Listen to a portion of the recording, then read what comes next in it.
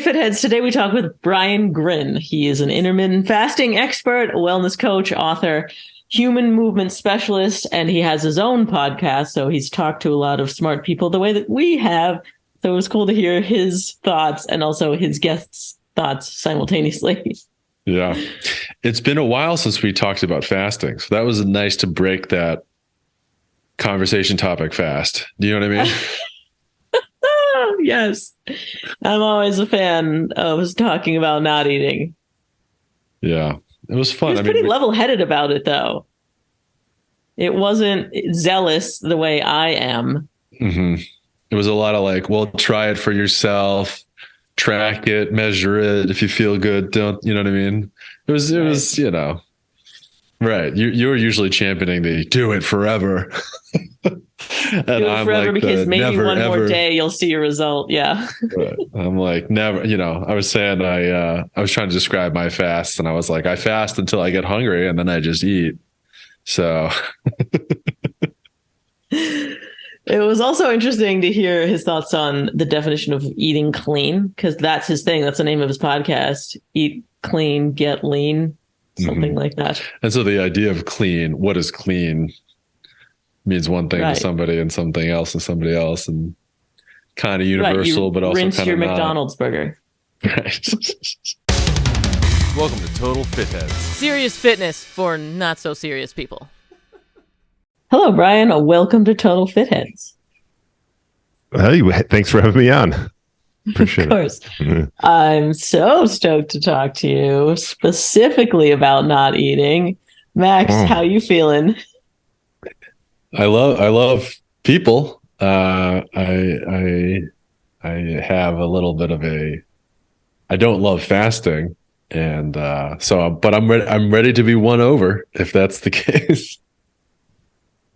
This is going to be a good cop, bad cop situation. Yeah, full cop, hungry cop. Hey. Well, I'm excited to be here. Yeah. Yeah, so glad to have you. All right, give us some background on you. Like, catch up the Fitheads on how you got to where you are right now. I mean, well, the short of it is, I mean, I've been in health and wellness for like 20 years. Used to do more like resistance training and strength training with clients, and then it sort of has shifted a little bit more into like nutrition side of things. But yeah, I mean, it's something I've always been passionate about, and didn't do it right out of school, and just decided after about 5 years of corporate, I was like, okay, I can do things that I enjoy. And so, yeah, I just love working with people. And most recently I've just been, working with a niche of like middle-aged males, I'd say, and just helping them get their bodies back or try to, relive their younger years. And so, yeah, it's been a great journey, and, came out with a journal, and I have a book coming out next year. So I'm excited for that. So yeah, it's been great. Cool. Tell us about that transition from focusing on strength training to more nutrition. Was that calculated? Is it because there's more leverage there, eating versus working out? Well, yeah, right. I mean, I think it shifted because as I got older, I realized how important it really was. I mean, don't get me wrong. I mean, I think strength training is right up there. But as far as seeing overall results and sort of the missing piece of the puzzle, it was definitely was, meal timing and what you ate played a big role. And so I just got more passionate and wanted to help my clients get more results. And so I just sort of went down that rabbit hole. And I mean, obviously I still emphasize strength training and things like that, but and focusing on more than just what you eat and when you eat, but also, sleep and stress and things like that obviously play a role as well. Yes, huge role. We love sleep on Total Fitheads. So, yeah, I mean, you hear about sarcopenia moving into old age, and it feels like, oh, yeah, definitely strength training, focus on muscle. But the idea of nutrition first, is different than what I'd expect. Yeah, I mean, I think they both play a role, right? I mean, you can't just like you can't he said, what do they say? You can't outwork a bad diet sort of thing, right? Like, people are like, oh, well, how do you get abs? Right. Abs are made in the kitchen. So things like that. I mean, it is true. But you're right. Sarcopenia is an issue. And like after the age of 30, I think it's about like 3 to 8% per decade, your muscle mass will decrease. So even at a higher rate of decline after like you're 60 years old. So, loss of muscle mass and strength and function is a real problem. So that has to be addressed. But also, nutrition plays a huge role, obviously, as well. What do you find are the most common bad habits, or the worst common bad habits? Yeah. As far as, are you talking just in general, or like in? You work with a lot of clients. You work with a lot of middle-aged male clients. What is, I'm assuming you have a checklist or a question, couple of, Well, I think a big issue with a lot of, let's just say, middle-aged males is, they don't put their health first, and they haven't prioritized it in years.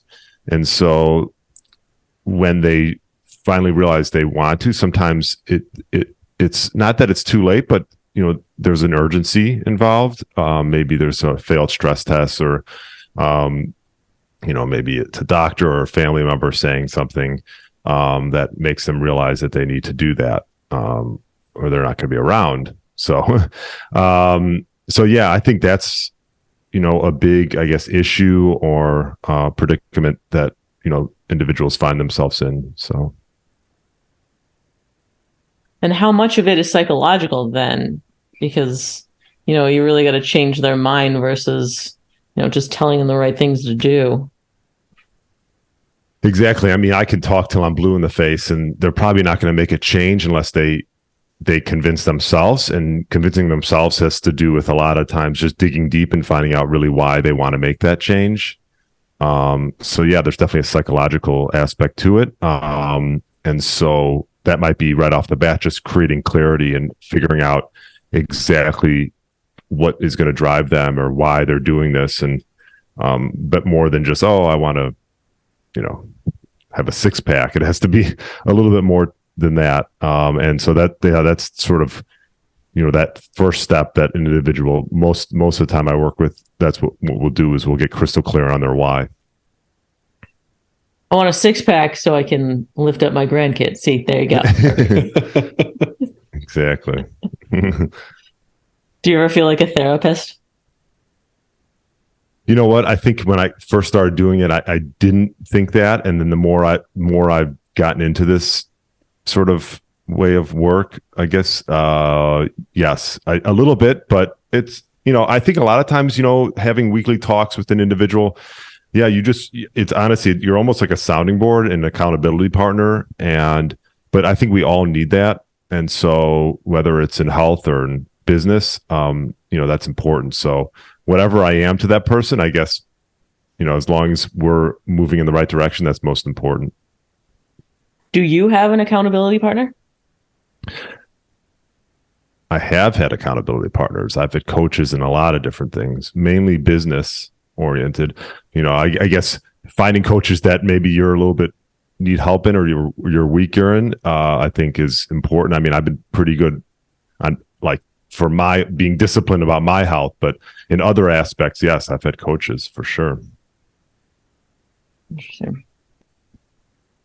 So we talked about nutrition is important, but you also said timing. Let's talk about that. I'm sorry. Sure. I'm just laughing because the fit heads all know that I'm a huge fan of intermittent fasting, and Max is hugely not. So yeah, I'd love to hear your thoughts on it. What's the window that you like? Are you thinking extended fasts or stop eat situation? Yeah, I mean, I think my mindset around fasting has changed a bit over the last few years. I think early on, I was a little bit more hardcore about it, but I've taken a stance where I think that it's a tool that can be used, and it can also be overused because it is a stressor.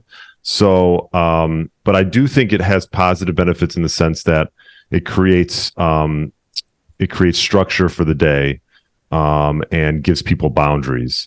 And also too, when you're not eating, this can be advantageous for gut health, which is really important. So, I don't think there's a perfect window. I mean, I think the only rule around that would probably be not to eat too close to bed.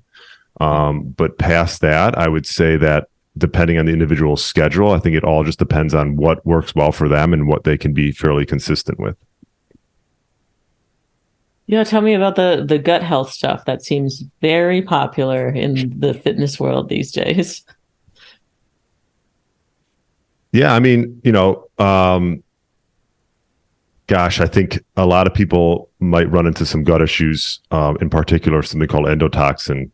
And, when you have suboptimal gut health, obviously this can lead to depression. It could lead to, a decrease in energy.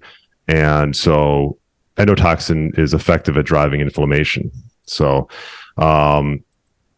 it's actually one of the leading causes of death. I think it's like number 10 in the United States. So it's definitely an issue. And so, a lot of times people get benefit from just not eating, right? And so from that standpoint, abstaining from these gut stressors, and that could be different for different people, is, obviously is a big deal and can really help get their health back in order. Is there anybody that you would suggest shouldn't fast besides Max? Mm-hmm. Yeah, someone that probably wants to, someone that's underweight, obviously pregnant, breastfeeding, individuals who are looking for growth. I would say that a lot of people can, but if you are like training for some type of like bodybuilding, like, let's just say if you're having a tough time putting on muscle, you probably shouldn't fast. But for most people, I think it can play a role. But yeah, people obviously who are underweight or, fairly like under the age of, I don't really think kids should be fasting. They're in a growth, they should be more in a growth mode. But, and then probably people that are older, I would say, like we talked about sarcopenia, right? We don't want to be in a catabolic state too much if we're 70 plus years old and we're trying to like maintain and muscle. So you probably don't need to do too much fasting as you get up there. Let's just say 70 plus. Oh, interesting. So I need to change my habits as I get older. I didn't think about that. And you're saying bodybuilding and fasting does not mix? Well, maybe if you're trying to cut a little bit, but I think that like optimally, if you're looking for, it depends on your goal. If your goal is to build muscle, then, and you're just eating once a day, like you're not optimizing what you could of the day as far as like protein synthesis. I think I've had some experts on my podcast talk about like 4 times might be ideal. So that would be 4 separate meals. So that's not going to be a lot of fasting in there. Maybe in between you fast, obviously. But so yeah, if you're having 1 meal a day and you're trying to put on muscle, it might be a little bit difficult. Not to say that you still couldn't, but you might take a little bit. There might be a little bit of an expensive muscle if you're only eating once a day, or even twice. I feel like we've heard a couple of conflicting things, and maybe I just haven't heard it right. But is there a limit to how much protein you should eat in one sitting, or can you overdo it? So yeah, I had Dr. Don Layman on. I don't know if you've had him on your podcast, but he's been studying protein for like 30 years, and I don't think there's necessarily like a max to it. As far as absorption, it might just, I think there's maybe an ideal, you hear a lot of times like 30 grams per meal. Mm-hmm. So I would just say to that is I don't necessarily think you can overdo it, but you can definitely under eat protein, because I see that a lot. I think a lot of males or females, let alone aren't getting enough. And most importantly, the amino acid leucine is really important when it comes to muscle growth. And, so, one of the points he made was people always talk about protein, but really it's the amino acids that are really important, in particular leucine. I think he said about 3 grams per meal would be ideal. So. And what about overall for the day? Yeah, I would say I think on our 1 pound per 1 gram, or 1 gram per pound of ideal body weight. Yeah, I think that's fine. I think you can probably say 0.7 to 1. I think I think that's a good range. Oh, less, not more. Because some bodybuilders are like 2. 3. Yeah, right. Just eating a full deer. Yeah, I don't know. I think it gets past. I think it sort of goes past the point of benefits as much when you get past a certain amount. I'm not like a protein necessarily expert, but I just say that from what I've heard and what I've seen, it's like 0.7 to 1 gram per pound of desired body weight. So. And when you're saying amino acids, like, can you just take BCAAs or EAAs and that'll be fine? Yeah, I mean, you can. I would focus more on the essential. You can do a lot of things. Yeah, you can. Yeah, for sure. I mean, I would say that if you're going to focus on one and you want to get the essentials, when it comes to building muscle, those, the 9 essential amino acids. And yeah, I mean, obviously the supplement industry has jumped all over that. So you can do that. I think ideally you'd probably want to just get it from your food and from, quality meats and things like that. Yeah. Yeah. I am living exactly your example, the 1 meal a day and trying to put on muscle. So that's like 130 grams of protein in one sitting. Yeah. How's that going? My Instagram looks good. Yeah, you're like my wife. My wife eats 1 meal a day and I get on her because I don't think she consumes enough, right? Like it's tough to consume that much in 1 meal. So, I mean, I did 2 meals for a long time. Now I'm back to 3. But I've gone to 1.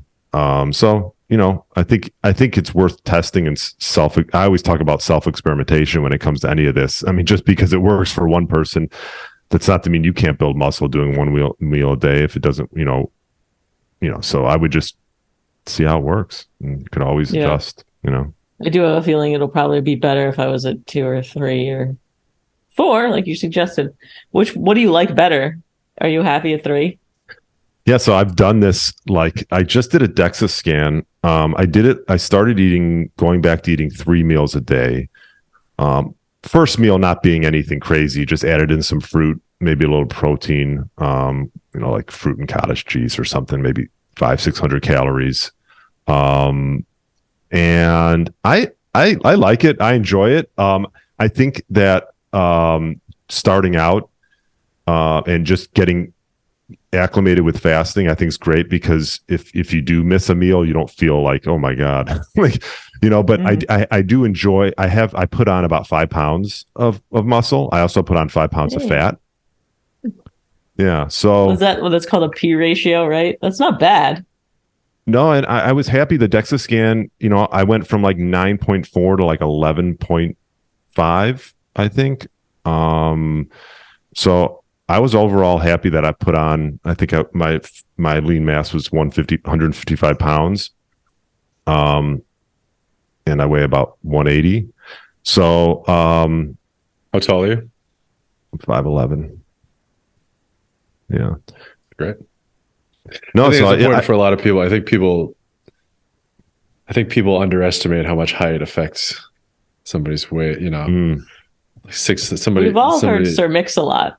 Yeah. Only if she's 5'3". Wow. I think people, someone can be like 6'3", 6'4", and they're like 220, 230, and people are like, whoa, that's huge. But you look at it and you're like, well, actually, that's actually well distributed. Yeah. Vertically. Yeah. Very true. Yeah. So, So what about so no, it's been fasted workouts. yeah. Oh, sorry. Go ahead. Fast. No, I was just going to say. So it's been a good sort of a self experimentation, and I took some blood work actually today, so we'll see how that comes back as well. So, anyways. Well, wait. Let's talk about that. So it sounds like you're big on tracking. If you're doing DEXA scans and blood tracking. Yeah. I've gotten more into it. You know, what you track, you can change or you can monitor, and it's like, why would I figure when I was adding in this meal and sort of self experimentation, I might as well. I also did a hair mineral test. So yeah, I'm into it. I like that. I'm not saying necessarily everyone has to do that. I think but if you're putting health a priority, and especially if you're making changes, why not do a little bit of testing just to see where you're at and then where you're going, sort of thing. Wait, what is a hair mineral test? Yeah. Is this like a drug test? You can. Yeah. Heavy metals. So I had Barton Scott on. He has a company. There's obviously more than one company, but I'm like drawing a blank on this company. But upgraded formulas and hair mineral tests, mainly just like obviously minerals, heavy metals, and they find that that's greater accuracy than some of the blood tests done on it. So yeah, you get sort of a personalized report. And then you can have the option to actually have someone help you analyze it, because it's not easy to understand. And so, yeah. Brown. Yeah. It's like high. looking at, it's like reading another language. So it's not, it's not quite like looking at a blood test. So, but, yeah, I think it's worth people taking maybe at least once. I think most people are dehydrated in general. And they might have some heavy metal toxicity going on there. So, yeah. Interesting. Yeah. So then I was asking about fasted workouts. Yay or nay? I used to do fasted workouts all the time. I don't think there's a right or wrong answer. I think it depends, right? Like if you're max and you're trying to get buff and you feel like you need a little bit of an edge in the weight room, then you probably don't need to do a fasted workout, or shouldn't.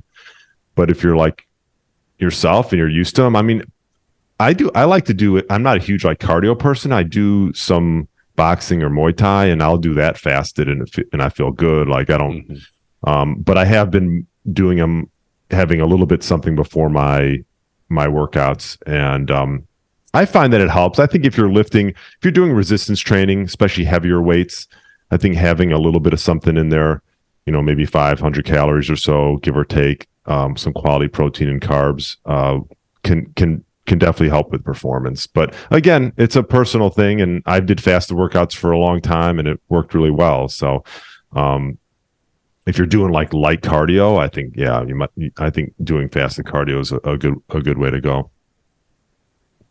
I think that's an important point too, to distinguish the type of workouts and it's nice to sort of be aware of what you eat beforehand. How does that affect my energy? How is that going to, like, if I'm doing a heavy single 1 RM or, a max lift or whatever versus an extended high intense cardio, like a round of boxing or whatever. Mm-hmm.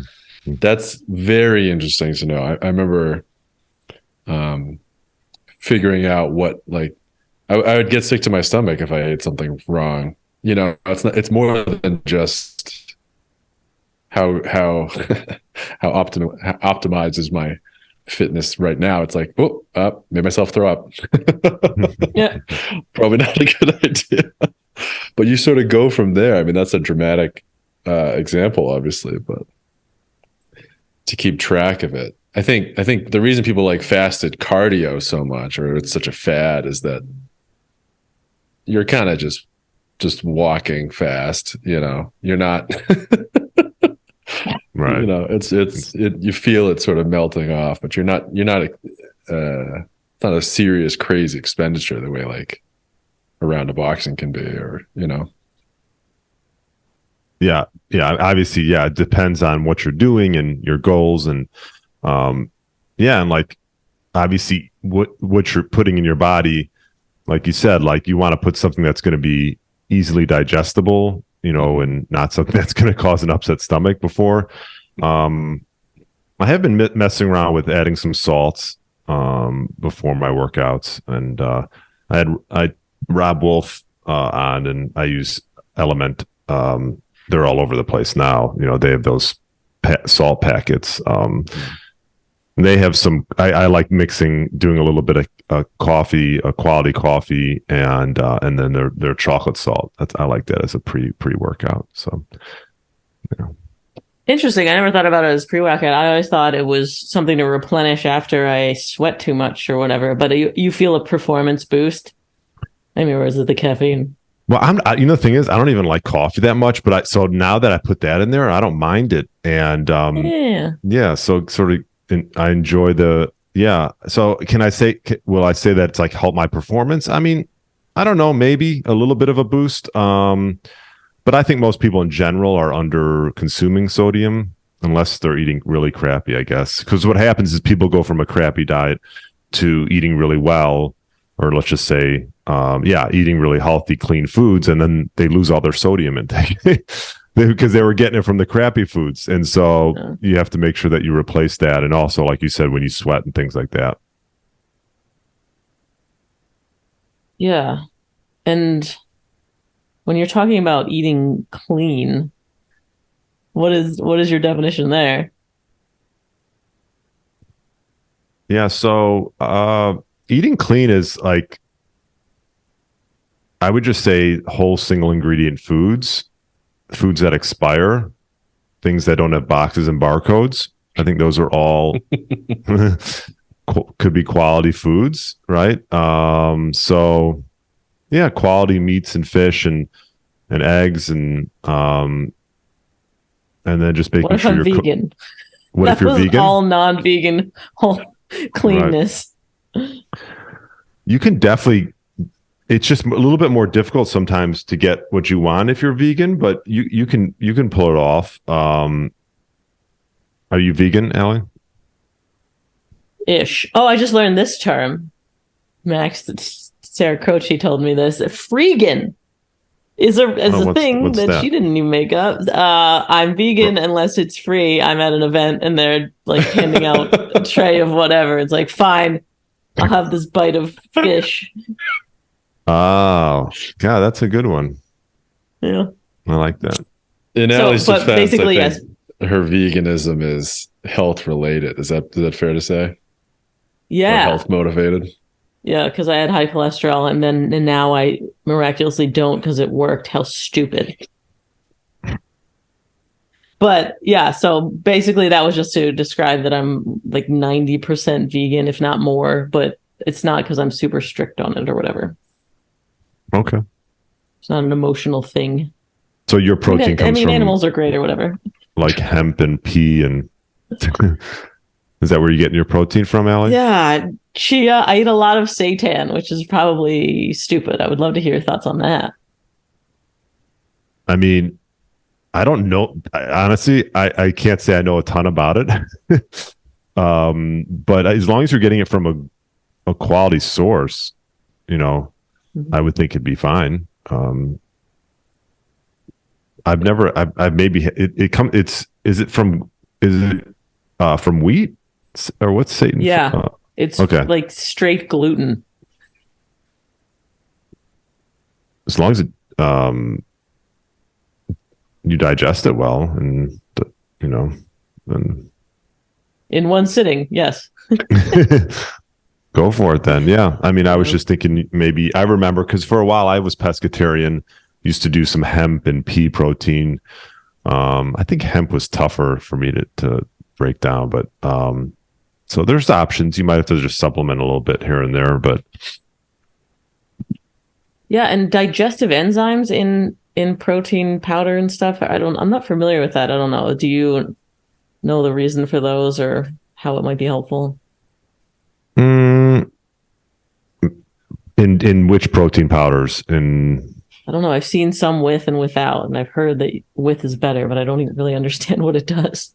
Yeah, I'm not too sold on digestive enzymes. I mean, even all the probiotics and stuff. I mean, I think there's still a lot of research to be done about that. I mean, but some people love them and it works really well for them. Yeah, I mean, if it might help you break down the food. That's the main thing that digestive enzymes do. So whatever protein that you're having, perhaps it just helps with digestion and breaking down that food. Mm. We were talking about like clean foods, I think generally it's an easy-ish. You kind of know, right?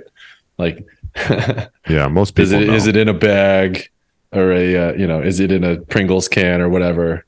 Or is it like, did you pick it up? Did it grow in the ground? I think that's a pretty good way of generally.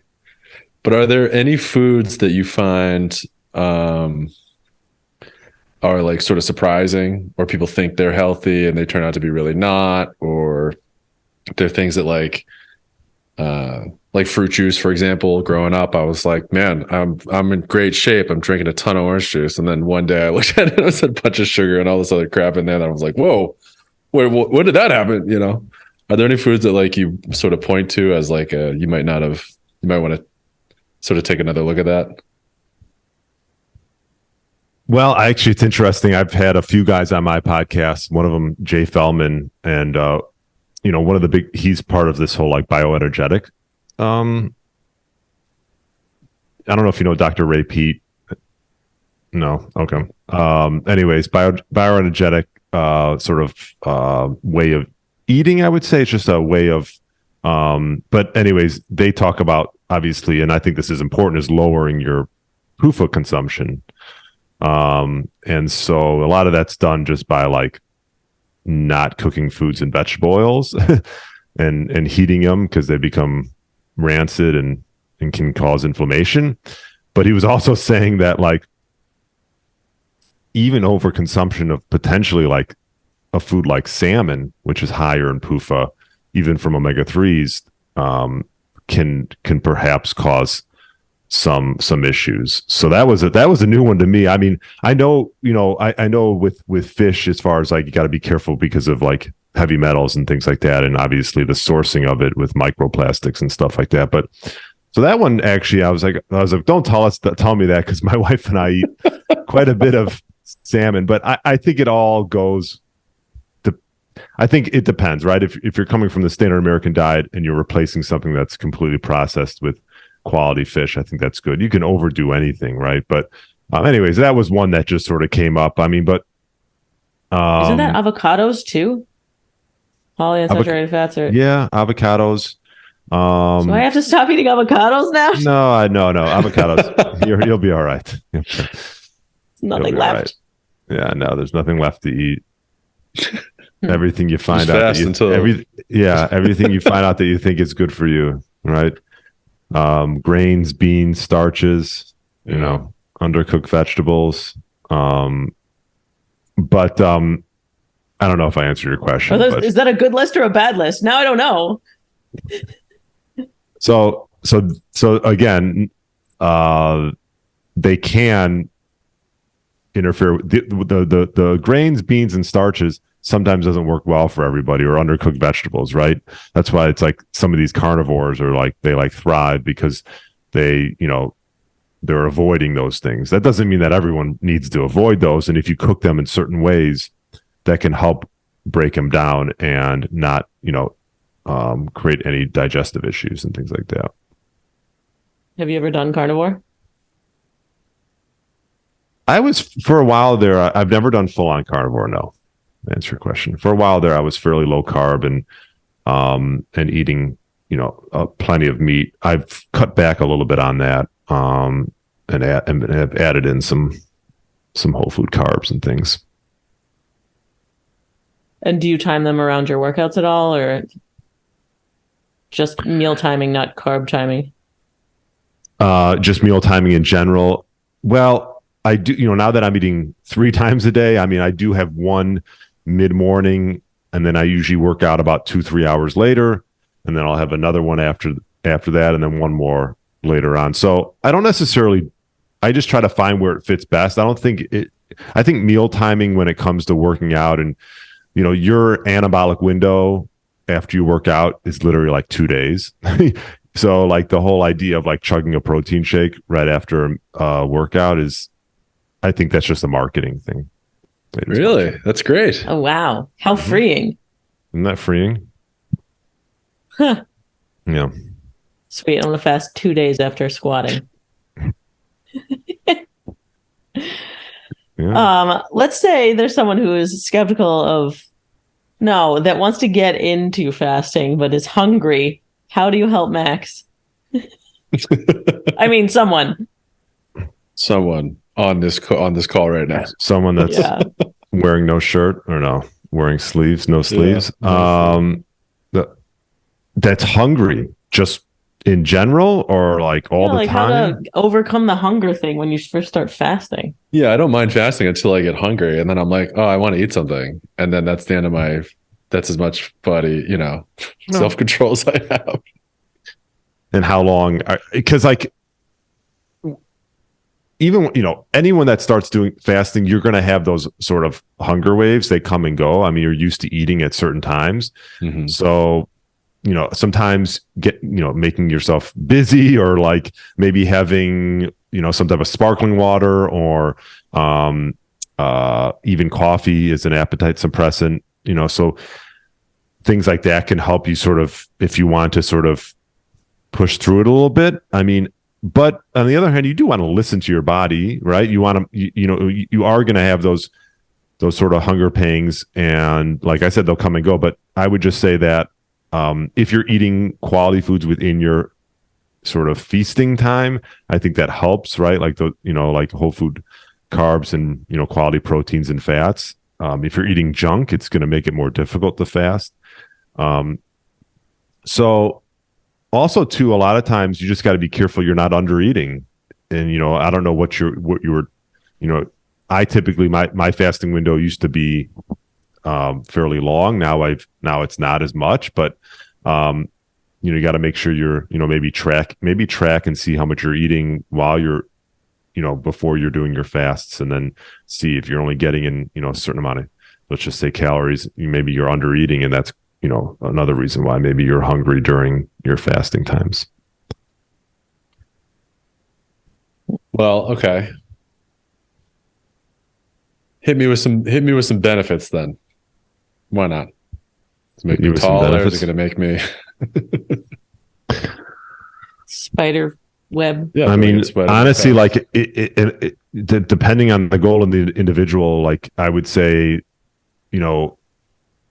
for some people, like for example, I like to do a lot of work as far as just like busy work, or not busy work, with mental work, things that I really need to think it when I'm in a sort of have a clear mind. And so a lot of times I'll do that fasted in the morning. Obviously it does help lower insulin if that's an issue. So I mean, people, you can talk about like people have had improved blood cholesterol levels from a little bit of cell cleansing, and even some reduction in inflammation, and just gut relief's a big one obviously as well. But if you're content with unless you have a certain goal, Max, that you want to get to, and I don't think you need to do fasting just because it's sort of a hot thing, but if you feel like you want more time and flexibility throughout your day, then that might be reason to do it. But I wouldn't just do fasting just to do it. Yeah, I didn't even think about the fact that I'm saving time not making freaking breakfast.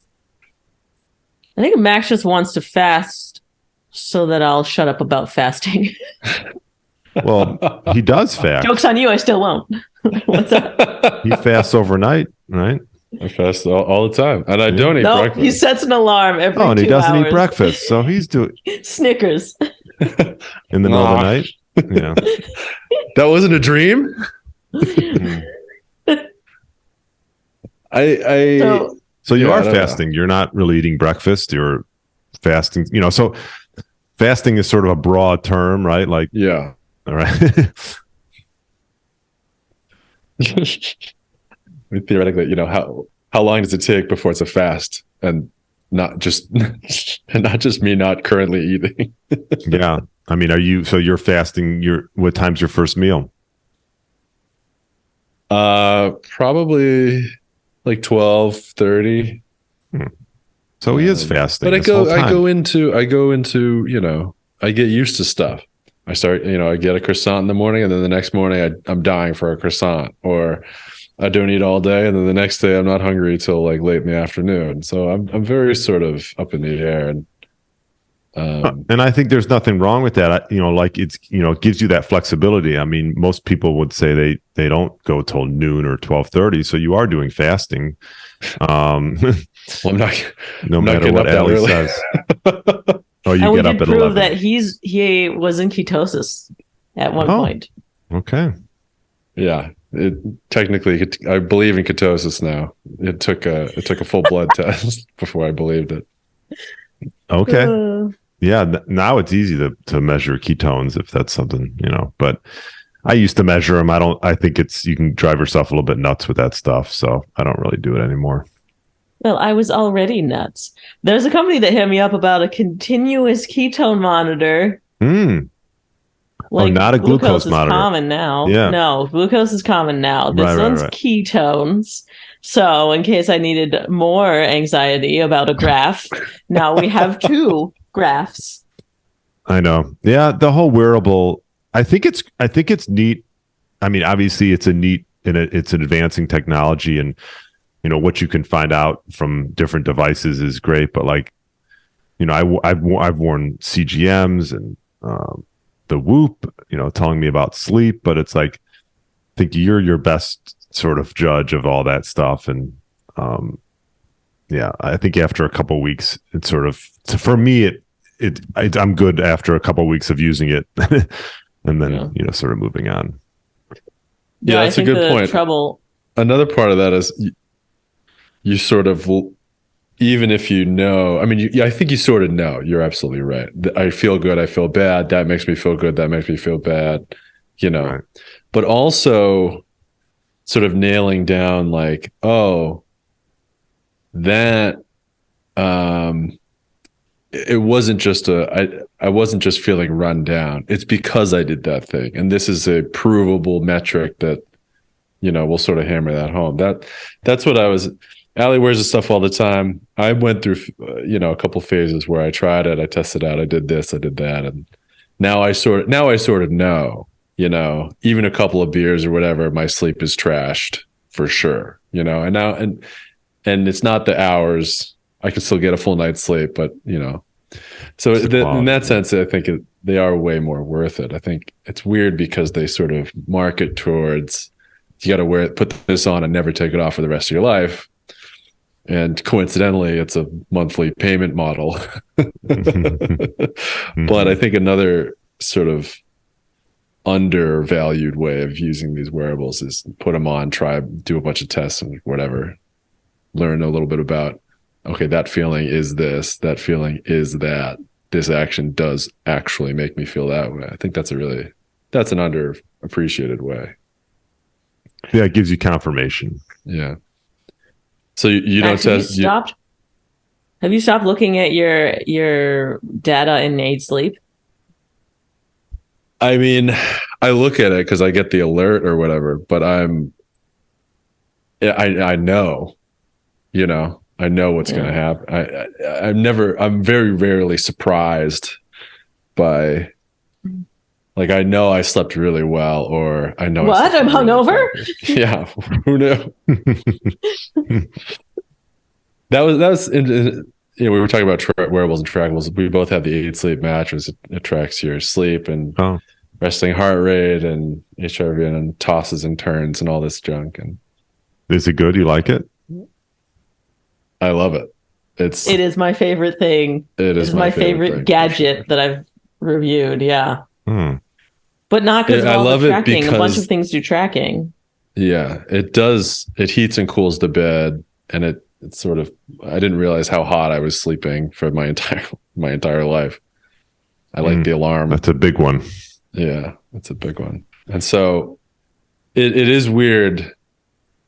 Now it's weird to like find the activities that mess up my sleep, and it's always alcohol and almost nothing else. I've worked out. I was really talking to late. a friend who said he was tracking box breathing. He added it in right before sleep, and it made his sleep worse, definitively. Really? I was like, well, stop breathing. What the heck? Yeah, just breathe Yeah, like put a some normal. tape on your mouth. Right? Have you done that?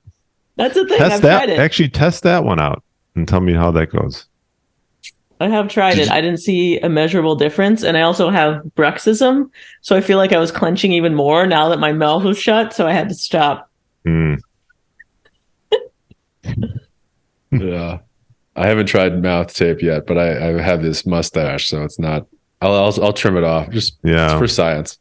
You're gonna need like duct tape or something. Yeah, just a Or ball just gag. grow longer and then use that to make a knot. Nice. Hold your jaw nice. shut. I'll learn some sailing knots or whatever.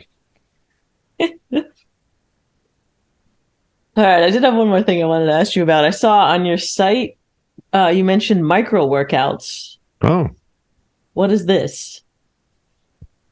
Well, micro workouts are just like small workouts, like 20, 30-minute workouts, I'd say. And it's something that I got into actually during like the whole quarantine.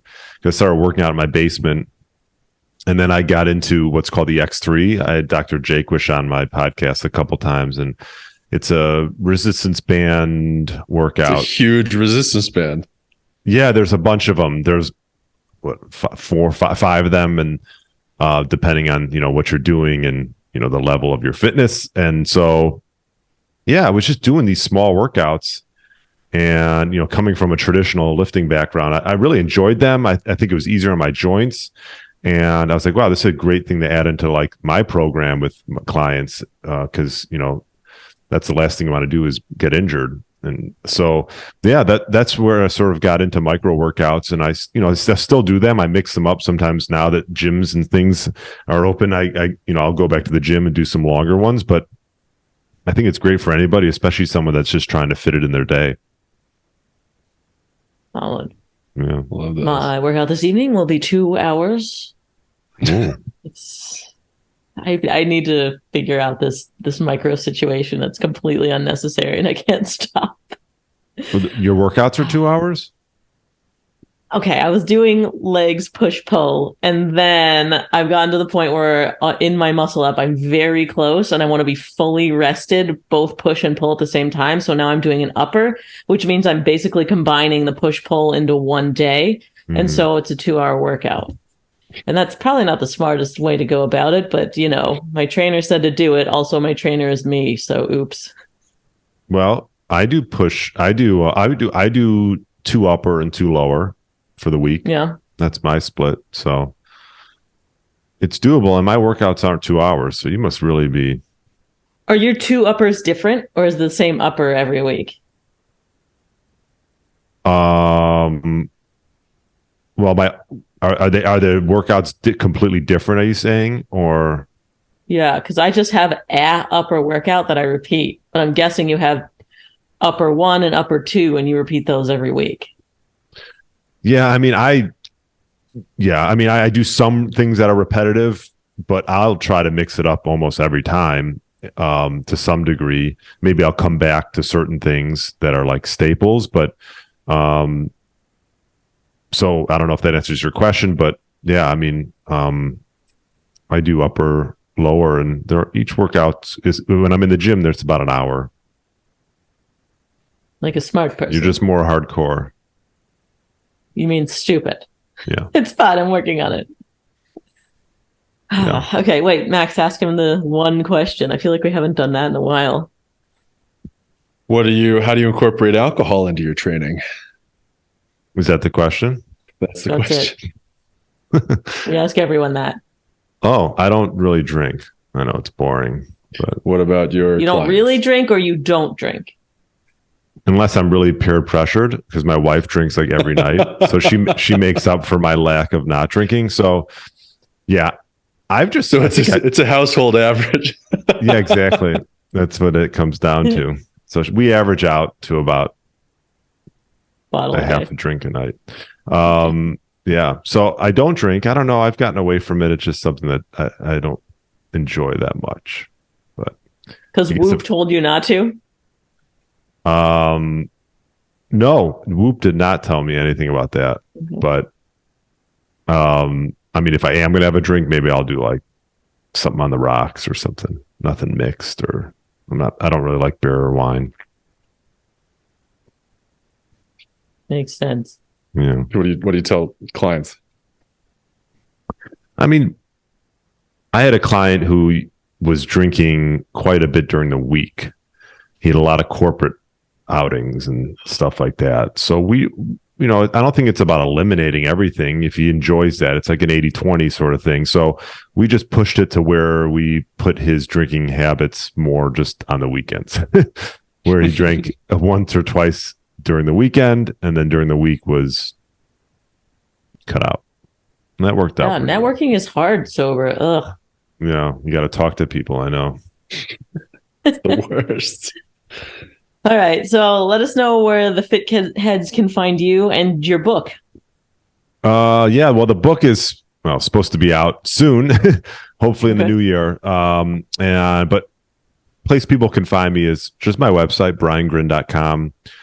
And I also have podcasts, Get Lean, Eat Clean podcast. And those are probably the two. And I'm on Instagram and things like that. But my main hub is my website, and hopefully when the book's out, it'll be up there. So Sounds good.